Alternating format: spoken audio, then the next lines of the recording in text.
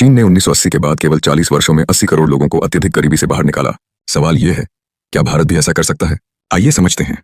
चीन की रणनीति। देखिए, चीन का मॉडल 3 प्रमुख स्तंभों पर आधारित था। पहला, बुनियादी ढांचा।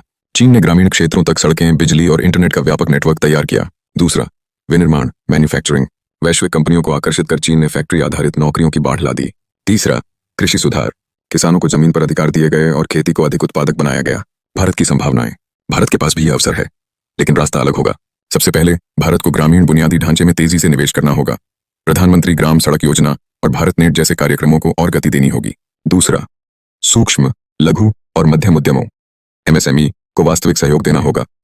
कागजी प्रक्रिया कम करें, ऋण आसानी से उपलब्ध कराएं। तीसरा, कृषि को लाभकारी बनाएं, बेहतर बाजार पहुंच, भंडारण और प्रोसेसिंग इकाइयों के माध्यम से।